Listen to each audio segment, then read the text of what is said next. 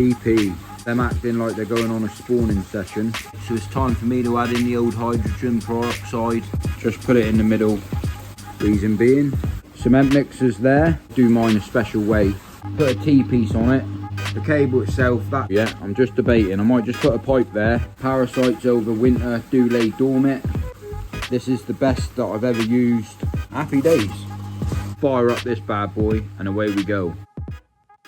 As you can see, we're out here in the garden.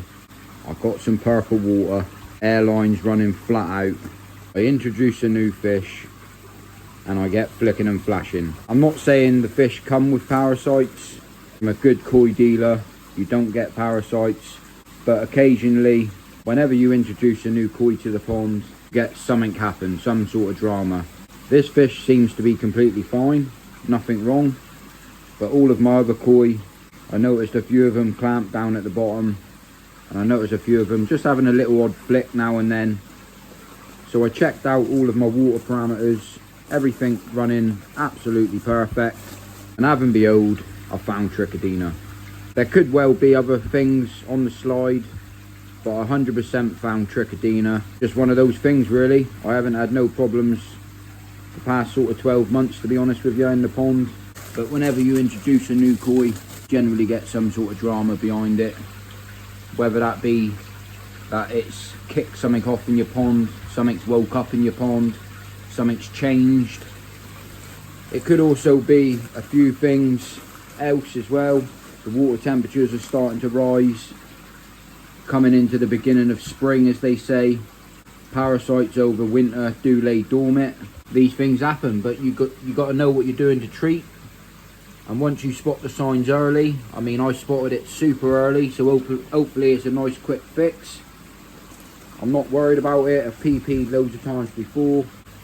As we say, that's the hammer then. I thought I would just let you know what's happening, let you know where I'm at. As you can see, I'm on standby with the hydrogen peroxide. If anyone hasn't used PP before, it's a brilliant treatment to use. It's probably one of the cheapest treatments to use. It won't kill fluke, but it will kill pretty much everything else.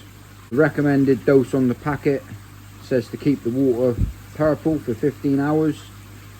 I don't recommend doing that, and I really don't understand why it says that. I think that's more for cleaning products more than anything. So if you were cleaning your net or your bowl or your sock, over the years of me keeping koi and experiencing, there's been a bit of a myth about this 4-hour rule, keeping the water purple for 4 hours, and I don't know how true people believe that is, or if they heard it off someone else and that's what they say that they have to do. It's something that I've done myself personally. There's a difference between the water being purple and being brown.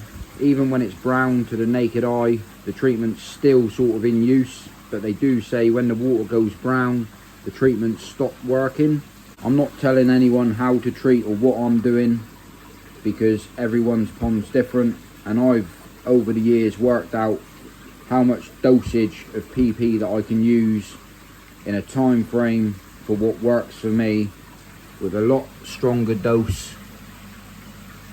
And I don't recommend everyone doing it, because in the wrong hands, with the people that don't know what they're doing, when to spot and change certain things, I'm not recommending what I do, because if I do someone waxing the same treatment in their pond and they don't know the exact gallon of what water they've got or volume they've got in their pond, I can't recommend that, unfortunately.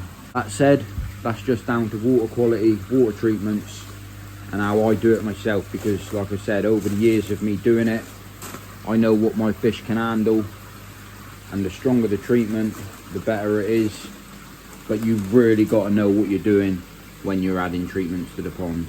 Any unexperienced koi keeper, just go by the dose rates on the packet, apart from this one here, the PP, potassium permanganate, because the 15 hours, I personally believe that there's for cleaning your nets, your bowls, your socks, not for treating your koi pond. 15 hours of the water staying purple is just impossible. In effect, to keep the water purple for that period of time, you'd have to keep dosing. And yeah, like I said, I do mine a special way, but I can't tell that or say that or advise that on my channel. But yeah, the night before, so cement mixer's there, I'm ready to rock and roll. Right, so it's time for me to add in the old hydrogen peroxide. Just measured out my dose. 12 o'clock at night, I need to go to bed. All the fish have come through treatment, fantastic. Water's still glowing purple. But like I said before, I can't tell you exactly how I dose. But if anyone's got any major problems, I'll do my best to try and help.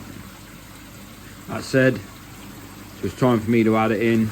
All I do with it, just put it in the middle. All it does, for the people that don't know, it just neutralises the PP. And the water will start changing back to normal colour. It happens very, very quickly, from going from purple to clear. You can see the pond still changing. This is in seconds really. You can see where I added it, from where it's clearing it up to where it's purple still, how quickly this reacts and neutralises the PP. In a second you'll start seeing all of the koi start swimming round like they're about to go into a spawning session. You can see half of the pond now completely cleared from where I poured it to this side of the pond here, the very last section, just changing. And that just means your water's just running through the system, everything's being moved around, and it does happen very quickly. But I really highly recommend, when you dose this stuff, make sure you get it bang on. All the instructions on the hydrogen peroxide, and everything seems to go to plan as such. There's a lot of people scared or put off by using PP. I've got to admit, when I first was in the koi hobby myself personally, you see what I mean about these koi start swimming around like they're going into a bit of a spawning session. Not that they're going to. I'm not sure the exact reason why they do it, but they always do after PP and hydrogen peroxide's gone into the pond.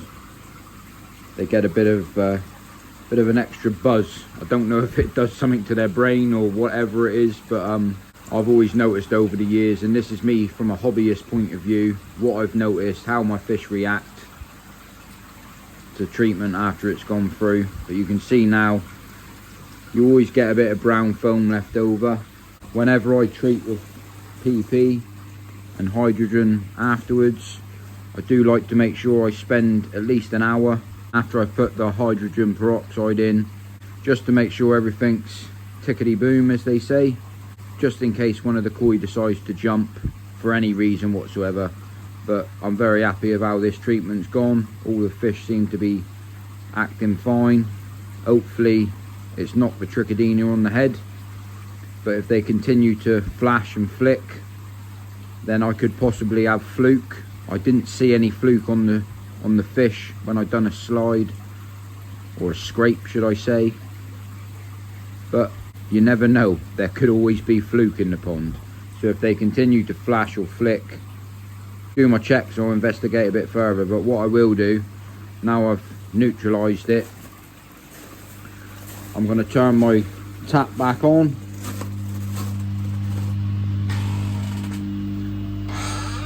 The old cup collection looking very tidy, happy days. So yeah, all I do, I just run some fresh water through. Because my water's so good here, as long as I take in all the chlorine out, I'm going to replace these cartridges again in the next couple of weeks because they need doing. The big blue button there is perfect anyway, but taps on full bore. And yeah, thank your mother for the treatment. I need to crack on with this pond build. So tomorrow after work, hopefully, if things go well, I'm going to whack the rest of the basin. What I'm planning to do, just debating whether to put a blue pipe from here to here underneath the concrete, just for the fact of when I come to tie it in here for my water supply, I can tap into this line, put a T-piece on it, drill through the bottom and have that directly through. I'm not worried about my electrics because my brother-in-law is going to pop over. Well, they're not married, but he's with my sister, but he's going to come over. He's an electrician. I've got all the bits to do it. He's going to tap into this fuse box for me. He's going to run the cable behind the back of the pond and then whack it in down here. He'll do it in 2 fixes. He'll do first fix and second fix. So that there will be nice and tidy. I'm just thinking about the cable itself. That there will be easy to do. But the water pipe, I'm thinking if I don't put that under the ground before the concrete goes in, this section, I'll have to run the water pipe in behind the back here and it'll look a little bit messy down this corner. I don't know what to do yet. I'm just debating. I might just put a pipe there. I can put a 90 on the back there and just connect it up here with a straight connector. But if I put the pipe there, it gives me 2 options. So we'll take it as it comes. Hopefully I'll get the base in as soon as I get home from work. Fire up this bad boy and away we go. Bosh. Yeah, this is what I mean about them acting like they're going on a spawning session. You'll see what I mean in a second. They all start following around each other. I mean, koi do that anyway, but they just act slightly different to what they do normally. You just observe what's happening for a couple seconds.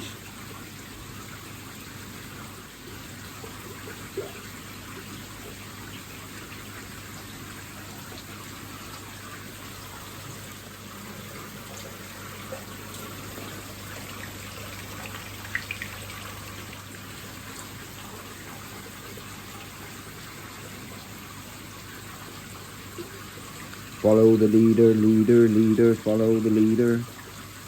But yeah, definitely look like they've come through the treatment all right anyway. I'm more than happy to leave them tonight now. Get myself off to bed. Right then, so all of the koi doing fantastic after the treatment. All I'm going to do, just give myself a bit of boost.